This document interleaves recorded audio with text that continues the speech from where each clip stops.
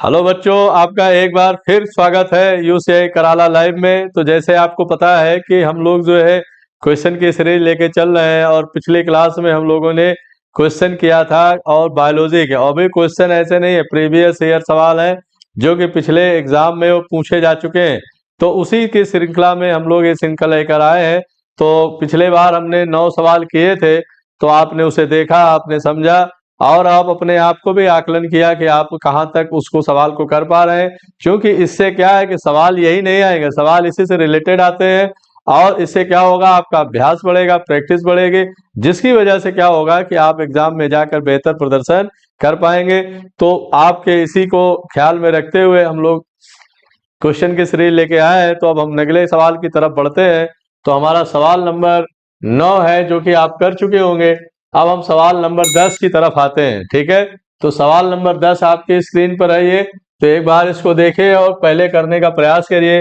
पहले आंसर मत देखिए, आप पहले इसको करने का प्रयास करिए, फिर उसके बाद आपको इसमें पता चलेगा कि आप कितना इसमें स्कोर कर रहे हैं। ठीक है, तो यहाँ पर देखें एक बार क्या लिखा है। निम्नलिखित में से कौन सा विटामिन हमारी त्वचा और आंखों को स्वस्थ रखने में मदद करता है। तो अगर आंख की बात आएगी तो सीधा सीधा एक ही विटामिन की बात की जाएगी। वो विटामिन कौन सी है? तो आपका जवाब इन विटामिन में से आपको ध्यान में आ गया होगा कौन सी विटामिन की बातचीत चल रही है। ठीक है, तो अगर आंख आ गया, देखो पहली बात कह रहा है कि हमारी आंखों को स्वस्थ रखने के लिए, किसको स्वस्थ रखना है? आंखों को स्वस्थ रखना है। तो आंखों को स्वस्थ रखने के लिए कौन से विटामिन की जरूरत पड़ती है? तो वो है बेटा विटामिन ए। ठीक है, क्योंकि विटामिन डी हड्डियों के लिए होता है बेटा, हड्डियों के विकास के लिए होता है, तो ये तो आंख के लिए नहीं होगा। विटामिन सी किसके लिए होता है? ये गम्स या मसूड़ों के लिए होता है, मसूड़ों की सेहत इसमें सही रहती है। विटामिन बी जो है, विटामिन बी में बहुत सारे आते हैं, B1 B2 B3 B5 B6 B7 B9 B12 आते हैं। तो ये हमारी आंखों के लिए नहीं होता है। तो आंखों के लिए जो विटामिन है वो क्या है? विटामिन ए है, जिसका हमने रासायनिक नाम, एक केमिकल नेम बता चुके हैं आपको। इसका केमिकल नेम होता है रेटिनॉल। ठीक है, तो रेटिनॉल होता है, इसकी कमी से क्या होता है? नाइट ब्लाइंडनेस या रतौंधी होती है। ठीक, तो इस तरीके से इस सवाल का जवाब विटामिन ए होगा, जो हमारी आंखों और त्वचा को सही रखने के लिए इस्तेमाल की जाती है। तो अब हम अगले सवाल की तरफ चलते हैं। सवाल नंबर 11 है, इसको भी बताइए आप। सवाल नंबर 11 क्या कह रहा है? सवाल 11 क्या कह रहा है कि लौह के अवशोषण, लौह मतलब होता है आयरन, मतलब अगर हम आयरन वाली कोई चीज लेते हैं तो उसका एब्जॉर्प्शन कौन से विटामिन की मदद से होता है, ये आपको यहाँ पर बताना है। ठीक है, तो ये कह रहा है कौन सा विटामिन लौह अवशोषण को प्रभावित करता है। तो ये सवाल आया है बेटा एसएससी एमटीएस 2023 इवनिंग शिफ्ट में आया है। तो इसमें विटामिन कौन कौन है ऑप्शन में? Vitamin B, D, vitamin C और विटामिन के। तो आप जल्दी जल्दी इसको आप टिक करिए आप कि कौन सा सवाल, इसमें कौन सा ऑप्शन सही होगा। तो पहला ऑप्शन है विटामिन बी, दूसरा है विटामिन डी और तीसरा है विटामिन सी और चौथा है विटामिन के। तो एक बार आप बताइए विटामिन के का केमिकल नेम क्या है, वैज्ञानिक नाम क्या है? तो इसको बोलते हैं बेटा फाइलोक्विनोन। क्या बोलते हैं? फाइलोक्विनोन। फाइलोक्विनोन इसका क्या है? साइंटिफिक नेम है। बाकी सबका साइंटिफिक नेम आपको बता चुके हैं पहले। तो लौह और शोषण के लिए या आयरन के एब्जॉर्प्शन के लिए एक ही विटामिन की जरूरत पड़ती है, जो कि विटामिन सी है। और विटामिन सी का केमिकल नेम क्या है? इसको बोलते हैं एस्कॉर्बिक एसिड। क्या बोलते हैं? Ascorbic acid. इसका सोर्स है खट्टे फल, नींबू, आंवला, हरी मिर्च, ये सब क्या है? विटामिन सी के स्रोत है। ठीक है, तो इसका सही जवाब क्या हो जाएगा? विटामिन सी, जो कि आयरन के अवशोषण के लिए मदद करता है या सहायक करता है। ठीक है, तो अगला सवाल है हमारा सवाल नंबर 12। सवाल नंबर 12 है, क्या कह रहा है भाई? ये सवाल क्या कह रहा है? सवाल ये कह रहा है कि हमारे शरीर के हड्डियों और दांतों के लिए कैल्शियम का उपयोग करने में मदद करता है। तो किसके लिए होता है ये? कैल्शियम और दांतों के लिए, दांत के लिए और किसके लिए? हड्डियों के लिए। दांत और हड्डियों के लिए कैल्शियम का उपयोग करने में कौन सी विटामिन मदद करती है? तो उसमें भी 4 विटामिन है, आप देख रहे हैं। इसमें 25 सवाल में विटामिन के सवाल ज़्यादा हैं, और ये भी जो है SSC MTS 2023 का सवाल है मॉर्निंग शिफ्ट में। तो इसमें ऑप्शन है vitamin C, vitamin D, vitamin A, vitamin E। तो इसका सही जवाब क्या होगा? अगर हड्डी आ जाए तो हड्डी में सीधा क्या करेंगे? विटामिन D पर चले जाएंगे। ठीक है, तो हड्डियों के डेवलपमेंट के लिए किसकी जरूरत पड़ती है, और दांतों के लिए किसकी जरूरत पड़ती है? तो विटामिन डी। तो विटामिन डी हड्डी और दांतों के लिए होता है। तो इसमें साफ आपको दिख रहा है, हड्डियों एवं दांतों के लिए होता है, हड्डियों एवं दांतों के लिए। बाकी सारे विटामिन को नहीं करना है, क्योंकि सारे विटामिन इसमें आप कर चुके हैं पहले से। ठीक है, तो अगले सवाल की तरफ चलते हैं। सवाल नंबर हमारा है 13। अब इसको आपको क्या करना है, ये थोड़ा टेक्निकल सवाल है। ये CHSL का है, 2023 का। 2023 का है सवाल। क्या कह रहा है ये देखो। इसमें कह रहा है कि इधर विटामिन ए है। विटामिन ए कहाँ पाया जाता है? तो लिखा है पपीता में। तो ये बात सही है कि गलत है? तो विटामिन ए पपीता में पाया जाता है, बिल्कुल सही जवाब है, बिल्कुल सही जवाब है। दूसरा है आयरन या लौह, ये कहाँ पाया जाता है? ये पालक में पाया जाता है, ये भी बात सही है। ये मिलाना है आपको, और फिर आपको ऑप्शन दिया है ABCD, 4 ऑप्शन है। तो पहला ऑप्शन है both A and both 1 and 2, दोनों ए और 2 दोनों सही है। और बी में क्या है? नाइदर 1 नॉर 2, ना तो 1 ना तो 2। और फिर सी में है केवल 1, डी में है केवल 2। तो आप किस आंसर के साथ जाना चाहते हैं, बताइए जरा। तो विटामिन ए जो होता है पपीते में मिलता है, ये सही हो गया। लौह पालक में मिलता है, ये भी सही होगा। तो इसका सही जवाब क्या होगा? इसका सही जवाब ए होगा। इसका मतलब दोनों ऑप्शन क्या है? दोनों क्या है? दोनों युग्म या दोनों पेयर क्या है? सही है। 1 और 2, इसका दोनों क्या होगा? आंसर हो जाएगा। ठीक है, तो आपको समझ में आ रहा है? समझ में आ रहा है? तो अगले सवाल की तरफ चलते हैं। सवाल नंबर 14। अब फिर देखो क्या कह रहा है, किसमें किस विटामिन को नियासिन कहा जाता है? अगर आपको विटामिन के साइंटिफिक नेम पता होंगे, वैज्ञानिक नाम पता होंगे, तो आप इसका सही जवाब बता दोगे। यहाँ क्या लिखा है? विटामिन B2, ये विटामिन B1, ये B4, और ये क्या है? B3। तो B1 का नाम क्या है? BM का नाम है थियामीन। क्या नाम है बेटा? थियामीन, या थायमीन भी बोलते हैं, थायमीन भी बोलते हैं। अंग्रेजी में थायमीन बोलते हैं, थियामीन बोलते हैं, इसमें थायमीन है। तो थायमीन है B1 का नाम, रासायनिक नाम। और B2 का क्या है? राइबोफ्लेविन। तो इसका नाम है राइबोफ्लेविन। ठीक। B4 विटामिन होता नहीं है, क्योंकि आपने पढ़ा है B4 का कहीं नाम नहीं मिलता है। फिर लास्ट में क्या आ जाता है? B3 आ जाता है। तो इसी का नाम हो जाएगा क्या? नियासिन। ठीक। तो क्या कह रहा, किस विटामिन को नियासिन के नाम से जाना जाता है? तो विटामिन B3 को नियासिन कहा जाता है। देखो एकदम सीधा सीधा सवाल है, CHSL 2023 का फर्स्ट शिफ्ट का सवाल है ये। ठीक है, तो अगर आपको केमिकल नेम याद है तो आप सवाल को देखते ही 30 सेकंड में कर दोगे। ठीक है, तो अगले सवाल की तरफ चलते हैं। अगला सवाल हमारा क्या कह रहा है? सवाल नंबर 15 कह रहा है, कौन सा वसा में घुलनशील विटामिन है? तो ये हम बता चुके हैं, वसा में घुलनशील और जल में घुलनशील विटामिन का क्या ट्रिक होता है? जल में घुलनशील कौन कौन होते हैं? जल, जल मतलब होता है वाटर सॉल्युबल।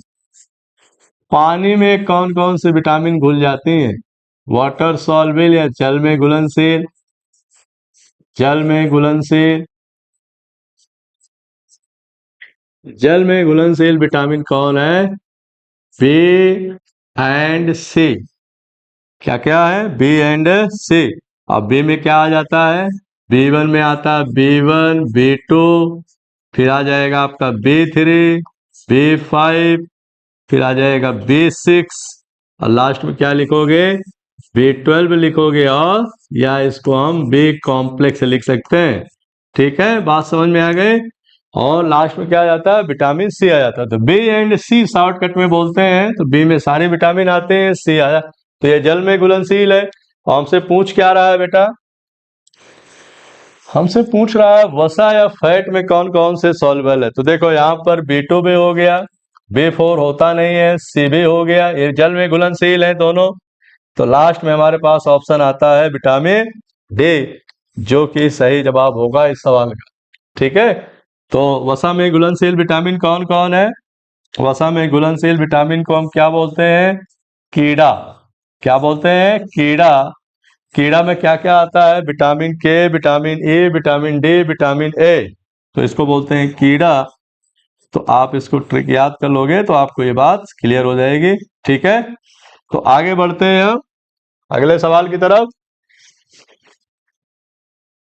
तो बोलो आप, बताता है बताने ज्यादा, ये सवाल सही है कि समझ में आया कि नहीं आया। तो वसा में घुलनशील विटामिन की बात कर रहा है, वसा में घुलनशील विटामिन विटामिन डी है, जो कि हमको यहाँ से पता चल गया। ठीक है, तो अगले सवाल की तरफ चलते हैं। सवाल नंबर 16, ये फिर देखो हमारे सामने मिलाने के लिए आ गया, मैचिंग का सवाल है ये, मैचिंग का सवाल है। अगर इसमें एक मैच हो गया तो अगला अपने आप क्या होगा, उसे पता चल जाएगा। देखो प्रोटीन, अब आपको इसे पहचानना है कि प्रोटीन किसमें पाया जाता है। फिर दूसरा है कार्बोहाइड्रेट, इसमें आपको चेक करना है कि कार्बोहाइड्रेट कहाँ होता है, फिर फैट कहाँ होता है, और मिनरल्स किसमें होता है। ठीक है, तो पहले हम देख लेते हैं कौन वाला देखोगे आप, फैट या वसा। फैट या वसा को क्या बोला जाता है, कोलेस्ट्रॉल कहा जाता है। फैट या वसा को कोलेस्ट्रॉल कहते हैं। तो फैट किस ऑप्शन में है, सी में है। तो अब आप देखो यहाँ सी का 2, इसमें लिखा है सी का 2, इसमें भी है सी का 2, इसमें भी है सी का 2, इसका मतलब इससे क्लियर नहीं होगा। और यहाँ लिखा है सी का 3, तो इसका मतलब ये वाला ऑप्शन तो पूरी तरीके से कट गया। अब हमारे पास 3 ऑप्शन बचते हैं। फिर आगे आते हैं मिनरल्स या खनिज। मिनरल्स खनिज किसमें होता है, कैल्शियम और फास्फोरस होता है। कैल्शियम फास्फोरस मिनरल्स या खनिज होते हैं। ठीक, तो अब आप देखो वहां डी का 1, किस ऑप्शन में डी का 1 है। तो आप देखोगे यहां पर ए वाले में डी का 4 है, तो ये कट गया बेटा, ये नहीं होगा ऑप्शन, ये वाला ऑप्शन नहीं होगा, डी का 4 कट गया। सी वाले तो पहले से ही कटा हुआ है। अब हमारे पास बी और डी आता है, इसमें भी लिखा है डी का 1, यहाँ भी लिखा है डी का 1, तो इसका मतलब हमारा आंसर इसी में होगा। इसलिए एलिमिनेशन प्रोसेस अपनाने से क्या होता है कि आपको अगर सवाल नहीं भी आता है समझ में तो भी आप वहां तक पहुंच जाते हैं। तो हमारा जवाब क्या होगा, बी और डी से होगा। तो हम देख लेते हैं पहले कि डी का 1 डी का 1 दोनों में है, सी का 2 सी का 2 दोनों में है। फिर आते हैं ए वाले ऑप्शन पे, ए में क्या है, प्रोटीन। तो प्रोटीन किस में पाया जाता है, तो प्रोटीन होता है बेटा मायोसिन। मायोसिन प्रोटीन कहाँ पाई जाती है, मांसपेशियों में पाई जाती है। कहाँ पाई जाती है, मांसपेशी में, मसल्स में पाई जाती है। ठीक है, तो मसल्स में जो मांस प्रोटीन होते हैं उसे बोलते हैं मायोसिन। तो ए का 4, अब आप देख लीजिए यहाँ पर ए का 4 है, यहाँ ए का 3 है, तो ये क्या होगा, कट जाएगा। इस तरीके से हमारा ऑप्शन क्या हो जाएगा, ऑप्शन डी हो जाएगा सही आंसर। ठीक, अब बी का 3 एक लास्ट बचा ही है, बी का 3, तो इसको हम यहाँ पर इसको इससे मिला देंगे। ठीक, तो इस तरीके से इसका आंसर, इसका जवाब क्या हो जाएगा, 16 का ऑप्शन डी है, जो कि इसका सही जवाब है। ठीक है, तो अगले सवाल की तरफ चलते हैं। सवाल नंबर 17, देखो ये भी मिलाने वाला ही आ गया, और ये सीजीएल का सवाल है 2022 का। इसमें आप देखते हैं इसमें क्या करना है, कैसे मिलाना है। ये कुछ नाम दिए हुए हैं, नाम किसके हैं, मतलब जो साइंटिफिक नेम है या वैज्ञानिक नाम है वो दिए हुए हैं, और इधर विटामिन दिए हुए हैं। तो पहले आप देखो विटामिन ए का केमिकल नेम क्या होता है, रेटिनॉल होता है। ए का नाम क्या होता है, रेटिनॉल होता है। ध्यान से समझना बात को, ए का नाम रेटिनॉल है। तो ए का बी, तो पहले आप ढूंढना शुरू कर दो ए का बी किसमें है। तो इसमें ए का सी है, तो ये क्या हो गया, ऑप्शन गलत हो गया। इसमें एक का ए है तो ये भी क्या हो जाएगा, गलत हो जाएगा। दो ऑप्शन हमारे कट गए। अब हमारे पास बचते हैं ए और डी। तो इसमें लिखा है ए का बे, एक का बी और यहाँ पे एक का बी, तो इसका मतलब इसे क्लियर नहीं होगा। हम दूसरे ऑप्शन पे आते हैं, B12। B12 का नाम है साइंटिफिक, वो है कोबालामीन। कोबालामीन बोलते हैं या इसको बोलते हैं साइनोकोबालामीन, साइनोकोबालामीन बोलते हैं। ठीक, साइनोकोबालामीन बोलते हैं। तो अब आप देख लो दूसरे का से, दूसरे का से, यहाँ देखो, यहाँ दूसरे का ए है, यहाँ दूसरे का क्या है, ए है, तो ये ऑप्शन क्या हो गया, गलत हो गया। यहाँ क्या है, दूसरे का सी है, सेकंड का से है, तो यही ऑप्शन हमारा क्या हो जाएगा। दो ऑप्शन अगर आपके मिल गए सही सही तो आप सीधा तीसरा चौथा अगर नहीं भी आता है तो भी आप सवाल पर आसानी से पहुंच जाएंगे। तो पहले का बे देख लिया हमने, दूसरे का सी है, तीसरे का ए, तीसरे में क्या है, विटामिन सी है। विटामिन सी का केमिकल नेम क्या है, केमिकल नेम क्या है, एस्कॉर्बिक एसिड, एस्कॉर्बिक अम्ल है। ठीक है, अब अगली बात करते हैं, कौन सा हमारा बचा, डी बचा है। डी का केमिकल नेम क्या है, आर्गोकैल्सिफेनॉल। तो यहाँ देख रहे हैं, ए का बी, एक का बी है, दो का सी, दो का सी है, तीन का ए, तीन का ए है, और चार का डी या फोर का डी, तो फोर का डी हो गया। तो इस तरीके से इसका आंसर क्या हो जाएगा, डी वाला हो जाएगा। ठीक है, तो ये आपको समझ में आ रहा होगा। बहुत आसान सवाल करते हुए हम लोग अगले सवाल की तरफ बढ़ रहे हैं। और अगला सवाल भी क्या है, मैचिंग वाला ही है। तो आप इसको ध्यान से देखेंगे, फिर मिलाने का प्रयास करिए, वही करिए एलिमिनेशन प्रोसेस कि दो ऑप्शन आप फटाफट काट दीजिए। दो ऑप्शन काटने के बाद बचेगा दो, दो में क्या होगा, फिर आसानी हो जाएगी, आप उस चीज को कर लेंगे। ठीक है, ये तो शायद अभी हम किए थे सवाल, ये सवाल तो किए थे, रिपीट हो गया है, कोई बात नहीं। अब हम लोग, ये तो सवाल क्या है, रिपीट हो गया है, 17 हो गया। हाँ, अब 18 नंबर पे आते हैं। ठीक, 18 नंबर सवाल क्या कह रहा है, निम्नलिखित कथनों में से कौन सही है। तो आप इसको जो है बहुत आसानी से सही नहीं कर पाएंगे। दो ऑप्शन है, दो ऑप्शन में फिर चार हमारे पास विकल्प है जो कि हमें यहाँ पर करना है। तो पहला स्टेटमेंट क्या कह रहा है, किशोरों की पोषण संबंधी आवश्यकताएं वयस्कों की तुलना में अधिक होती हैं। किशोर जो होते हैं, किशोर का कह रहा है कि वयस्क की तुलना में पोषण की आवश्यकता ज्यादा होते हैं। ये बात सही है कि गलत है, एक बार बताइए। बिल्कुल सही बात है, जो किशोर होते हैं उनको वयस्क की तुलना में अधिक पोषण की जरूरत पड़ती है, अधिक पोषण की जरूरत पड़ती है। तो ये स्टेटमेंट, क्योंकि जो किशोर होते हैं उनका बॉडी क्या है, विकसित, विकास कर रहा होता है, डेवलप कर रहा होता है, बहुत सारे चेंजेज आते हैं, इसलिए ज्यादा न्यूट्रिशन की जरूरत पड़ती है। तो ये बात सही है। किशोरों को आमतौर पर 10 से 19 वर्ष की आयु के बीच समूहीकृत किया जाता है। मतलब यहाँ 10 साल जोड़ दिया है तो इसलिए किशोर हम मानेंगे वहां पर। ठीक है, तो बिल्कुल ये भी बात क्या है, सही है। 10 to 19 ईयर्स ऑफ एज को हम क्या बोलते हैं, एडोलेसेंट बोलते हैं। तो इसलिए ज्यादा डेवलपमेंट हो रहा होता है बॉडी में, बहुत सारे चेंजेज आते हैं, बहुत सारे हार्मोन्स बनते हैं, बहुत सारे हार्मोनल चेंजेस भी आते हैं। इस हार्मोनल चेंजेस के कारण न्यूट्रिशन की जरूरत क्या होती है, वयस्क से ज्यादा होती है। इसलिए कह रहा है कि ये बात भी सही है। तो अब आप सीधा सीधा इसमें आंसर बताइए। तो इसमें सीधा सीधा आंसर होगा बोथ 1 and 2। तो इसमें क्या हो जाएगा, एक और दो दोनों सही है, एक और दो दोनों सही है। ठीक है, तो अगले सवाल की तरफ चलते हैं। सवाल नंबर 19, निम्नलिखित में से कौन सा युग्म पोषक तत्व का प्रकार पोषक तत्व सही है। मतलब ये कह रहा है कि जैसे हमारे पास दो तरीके के न्यूट्रिशन होते हैं, एक होता है माइक्रो, माइक्रो का मतलब होता है सूक्ष्म, सूक्ष्म मतलब बहुत कम मात्रा में उसकी आवश्यकता पड़ती है, बहुत कम मात्रा में उसकी आवश्यकता पड़ती है, माइक्रो। माइक्रो मतलब होता है क्या, सूक्ष्म होता है, बहुत कम मात्रा में उसकी जरूरत पड़ती है। और दूसरा है मैक्रो। मैक्रो मतलब होता है दीर्घ। दीर्घ मतलब बड़ा होता है। इसका मतलब इसको ज्यादा मात्रा में जरूरत होती है, इसकी कम मात्रा में जरूरत होती है। तो अब ऑप्शन में देखिए, ये कह रहा है माइक्रो न्यूट्रिएंट। माइक्रो न्यूट्रिएंट का मतलब होता है दीर्घ पोषक तत्व। इसका मतलब इसकी मात्रा ज्यादा होती है, दीर्घ पोषक तत्व। बताओ आप आयरन बहुत ज्यादा लेते हो, बहुत कम लेना चाहिए? तो बहुत कम मात्रा में इसकी जरूरत पड़ती है, बहुत ज्यादा नहीं जरूरत पड़ती है। इसलिए क्या है, माइक्रो में आता है। किसमें आता है? माइक्रो न्यूट्रिएंट है। यहाँ क्या लिखा है? Micro nutrient iron. तो ये ऑप्शन क्या होगा? ये गलत हो जाएगा। दूसरा है micro nutrient. Micro nutrient calcium.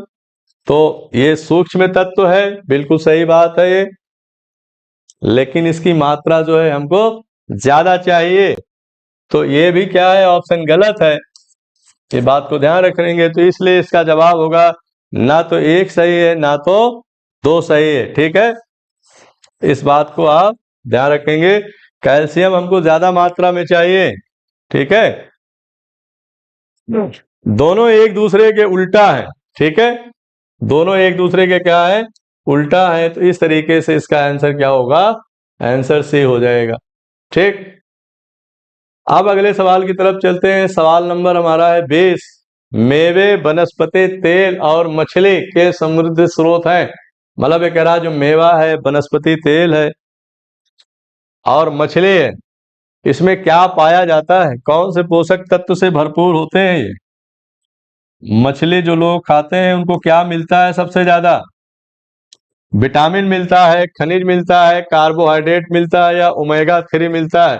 तो ओमेगा 3 का पूरा नाम है omega 3 fatty acid. Fatty acid का मतलब होता है एक तरीके का ऑयल होता है, एक तरीके का तेल होता है जिसे चर्बी कहते हैं। तो मछली का तेल समझ लो आप इसे।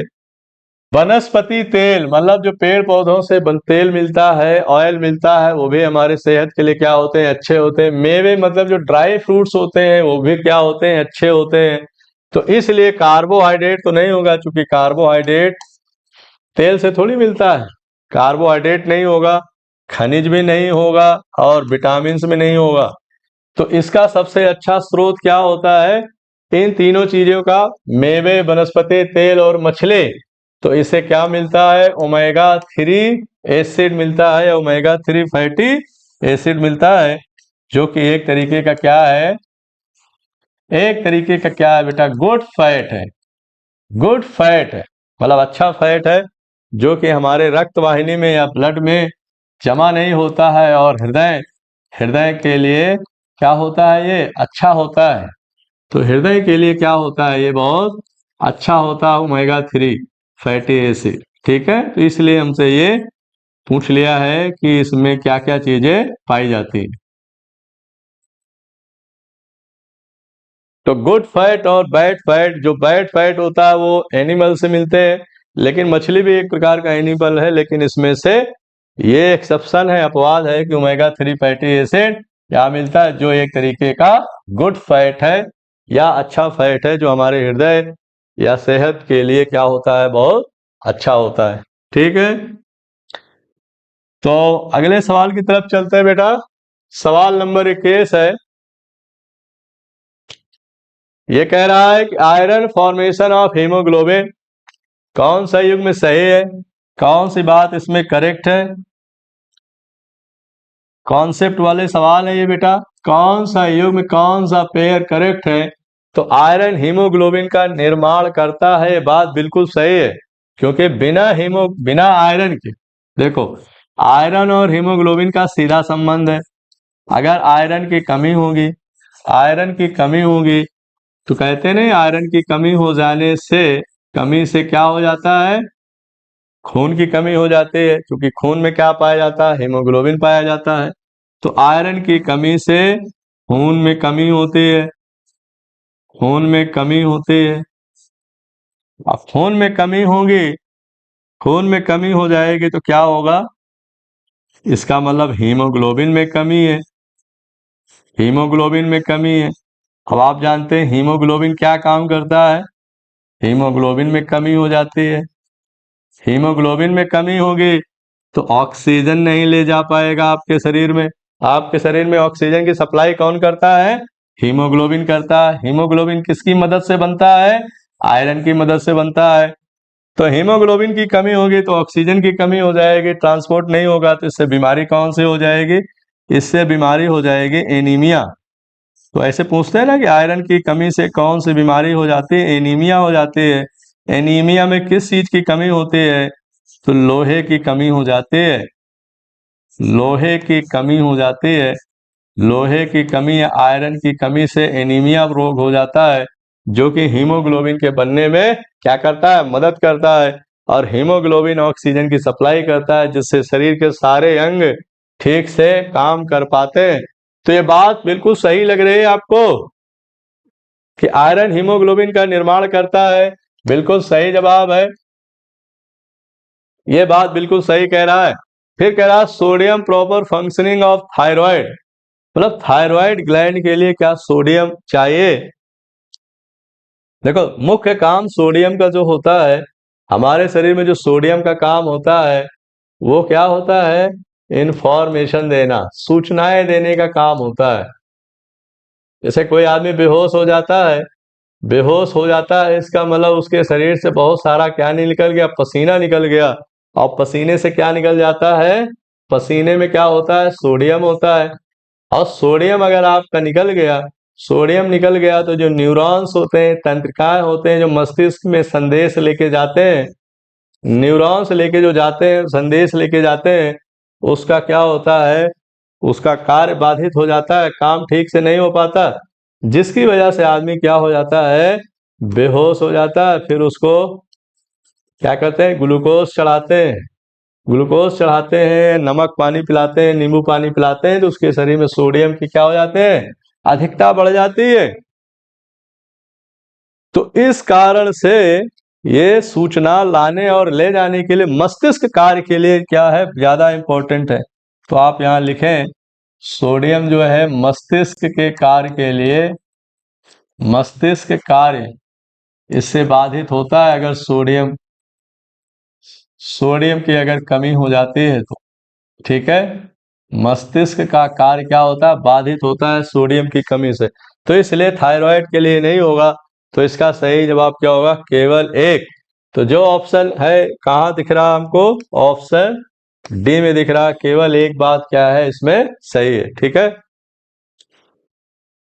केवल सोडियम नहीं होगा, ठीक है। अब हम बात करते हैं अगले सवाल की तरफ। सवाल नंबर 22 ये कह रहा है कि अंडे में निम्नलिखित में से कौन सा विटामिन अनुपस्थित होता है। देखो एक बात बता दे आपको, जो विटामिन सी है वो केवल पेड़ पौधों से ही प्राप्त होता है, पेड़ पौधों से ही प्राप्त होता है। अंडा पेड़ पौधा तो है नहीं, अंडा पेड़ पौधा नहीं है, तो इसलिए विटामिन सी इसका सही जवाब हो जाएगा। विटामिन सी सिर्फ किससे मिलता है, सिर्फ जो है नेचुरल, नेचुरल प्राकृतिक रूप से और वनस्पति से प्राप्त होता है। मतलब हो गया नींबू, हो गया संतरा, हो गया आंवला, हो गया हरी मिर्च, हो गया, तो उसी से प्राप्त होता है, एनिमल से प्राप्त नहीं होता है, जानवरों से नहीं मिलता है ये विटामिन, ठीक है। जबकि ए जो है मिल जाएगा आपका, बी भी मिल जाएगा, के भी मिल जाएगा, लेकिन विटामिन सी अंडे में बिल्कुल नहीं पाया जाता है। तो इसका सही जवाब क्या होगा, ऑप्शन सी हो जाएगा, ठीक। आ रहा है समझ में सबको, इसको लिखते भी चलेंगे, लिखेंगे तो क्या होगा, अभ्यास हो जाएगा। सारा खेल अभ्यास का है, अगर अभ्यास नहीं करेंगे तो सवाल क्या होगा, आएगा लेकिन बाद में क्या होगा, भूल जाएगा। चलो अगले सवाल की तरफ बढ़ते हैं। सवाल नंबर 23 स्वस्थ त्वचा और दांतों के लिए, जैसे त्वचा और दांत आ जाए, कौन सा अमीनो एसिड आवश्यक है, क्योंकि यह दांतों के इनेमल, दांत में एक पदार्थ पाया जाता है जिसको इनेमल कहते हैं। इनेमल, इनेमल कहाँ होता है, दांत में। दांतों में। और ये शरीर का सबसे कठोर पदार्थ होता है, शरीर का सबसे कठोर पदार्थ होता है। इस बात को ध्यान रखेंगे, सबसे सबसे कठोर मतलब हड्डी से भी कठोर होता है, सबसे कठोर पदार्थ होता है। इनेमल कहाँ पाया जाता है? दांतों में। इसकी वजह से क्या आते हैं? दांतों में चमक आते हैं। दूसरा क्या है? कोलेजन। कोलेजन कहाँ पाया जाता है? मसल्स में, मांसपेशियों में पाई जाती है। मांसपेशियों में जो खिंचाव होता है, मांसपेशियों में जो ऐंठन होती है, किसके कारण होता है? कोलेजन के कारण होता है। और इलास्टिन, इलास्टिन भी क्या है? एक प्रकार की प्रोटीन है जो हमारे शरीर के खींचने वाले अंग है, जिसमें इलास्टिसिटी है, लचीलापन है, उसमें सब में ये इलास्टिन पाया जाता है। इलास्टिन का एक घटक है। तो एक अमीनो एसिड है, तो इसको आप ध्यान रखना। तो इसका सही जवाब होगा थ्रियोनिन। थियोनिन यहाँ लिखा, थ्रियोनिन होता है। तो ये क्या है? एक आवश्यक अमीनो अम्ल है। और हमने बात किया था कि आवश्यक अमीनो अम्ल ऐसे अमीनो अम्ल होते हैं जो हमारे शरीर में खुद बनते हैं, हमें बाहर से लेने की जरूरत नहीं पड़ती है। ठीक है, चलें अगले सवाल की तरफ चलते हैं। अगला सवाल हमारा क्या कह रहा है? सवाल नंबर 24 ये कह रहा है कि हमारे शरीर में जो पोषक तत्व हैं या जो खनिज है, कहाँ कहाँ इसका इस्तेमाल होता है? इसका इस्तेमाल कहाँ कहाँ होता है? देखें एक बार। तो ये है कोशिका विभाजन। कोशिका विभाजन मतलब एक कोशिका से दो कोशिका बनेगी, चार बनेगी, 16 बनेगा, 32 बनेगा। इसका मतलब अगर कोई जीव छोटा है तो बाद में बड़ा बनेगा। तो किसकी मदद से? कोशिका विभाजन से। कोशिका वृद्धि मतलब सेल की ग्रोथ होगी, सेल छोटी है तो बाद में बड़ी हो जाएगी। घाव भरने में, घाव भरने में और कार्बोहाइड्रेट के टूटने में भूमिका निभाता है। इसका मतलब कार्बोहाइड्रेट का मतलब जो हम खाना खाते हैं उसको पचाने में भी मदद कौन करता है? तो कौन सा एलिमेंट है इसमें? तो इसमें है Fe, आयरन है, इसको बोलते हैं आयरन। ये हमारा आयरन जिसको लोहा बोलते हैं, आयरन या लोहा, लोहा है। ये जिंक है जिसे बोलते हैं जस्ता, जस्ता बोलते हैं। ये Cu है जिसे बोलते हैं तांबा या कॉपर बोलते हैं। ठीक, और ये Ca है जिसे हम कैल्शियम बोलते हैं। तो इसमें किसकी जरूरत पड़ती है कोशिका विभाजन के लिए और कोशिका वृद्धि के लिए, घाव भरने के लिए? घाव भरने में कौन सा तत्व, कौन सा एलिमेंट आवश्यक होता है? तो इसका सही जवाब हो जाएगा जिंक। क्या हो जाएगा? जिंक या जस्ता। क्योंकि जिंक जब मिलता है तो इसी के मिलने से इंसुलिन हार्मोन बनता है, और इंसुलिन हार्मोन जब बनता है तो कार्बोहाइड्रेट का क्या होता है? डाइजेशन होता है, पाचन होता है। तो इसलिए जिंक यहाँ पर क्या हो जाएगा? सही जवाब हो जाएगा। घाव भरने में भी जिंक की मदद होती है, और कोशिका वृद्धि में भी जिंक की जरूरत पड़ती है, सेल डिवीजन में भी जिंक की आवश्यकता होती है। तो इस तरीके से ये सवाल हमारा क्या हो गया? पूरा हो गया। ठीक है बेटा, तो अब हम बढ़ते हैं अगले सवाल की तरफ। सवाल नंबर 25 है, कह रहा दूध में कौन सा विटामिन पाया जाता है? तो एक बार सोचें, इसमें तीन तीन विटामिन का ग्रुप दिया हुआ है। विटामिन ए ऑप्शन में है, A C and D, C D and K. तो आप इसको सोच के बताएं। इसका एक कॉन्सेप्ट है, इसको ध्यान से देखेंगे आपको तुरंत इसका जवाब मिल जाएगा। तो दूध में ध्यान रखेंगे, दूध में, मिल्क में विटामिन सी नहीं पाया जाता है। विटामिन सी नहीं पाया जाता है, दूध में विटामिन सी नहीं पाया जाता है। बाकी सारे विटामिन होते हैं, विटामिन सी नहीं पाया जाता है। ठीक है, तो आप ऑप्शन में देखें सी किसमें किसमें है। तो ए ऑप्शन में भी है, ए सी एंड डी। तो यहाँ पर भी सी विटामिन सी है। इसका मतलब ये ऑप्शन नहीं होगा, ए वाला नहीं होगा। ठीक है, ए वाला नहीं होगा। दूसरा क्या है? C D and E, vitamin C, vitamin D and vitamin A. तो ये वाला भी ऑप्शन ही होगा क्योंकि इसमें विटामिन सी पाया गया है। फिर है सी ऑप्शन में विटामिन सी, विटामिन के एंड विटामिन डी। तो इसमें भी सी है, तो इसमें भी नहीं पाया जाएगा, ये भी कट जाएगा। लास्ट में हमारे पास है vitamin A, B and D. तो हमने बात किया है कि दूध में विटामिन सी नहीं पाया जाता है, तो जहां जहां सी होगा, जिस ऑप्शन में होगा, वो क्या हो जाएगा, उसका सही जवाब नहीं होगा। ठीक है, तो लास्ट वाला आंसर आपको दिख गया कि A B and D, vitamin A B and D ये दूध में पाए जाने वाले विटामिन है।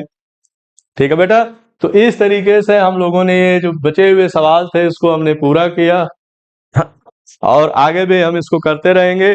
ठीक है, तो इसे आप देखिए और इसको समझिए। अगर कोई इसमें आपको डाउट है तो उसे कमेंट में आप हमें जरूर बताएं, हमारा हौसला बढ़ता है इससे। और आप एक बार दो बार आप देखेंगे तो थोड़ा हो सकता है कि आपको समस्या आए, लेकिन बाद में आराम से समझ में आ जाएगा। और ये सवाल वही है जो पिछले एग्जाम में पूछे जा चुके हैं, तो और इन्हीं में से सवाल क्या होते हैं, बार बार रिपीट होते हैं। तो अगर 1000 2000 सवाल कर लोगे तो आपका सारे सवाल सही होने की गारंटी एकदम मिल जाती है। ठीक है बेटा, तो मुझे उम्मीद है आपको अच्छा लगेगा इसको देखना, और जो अगले आने वाली सीरीज है उसको हम फिर लेकर आएंगे। तब तक के लिए धन्यवाद।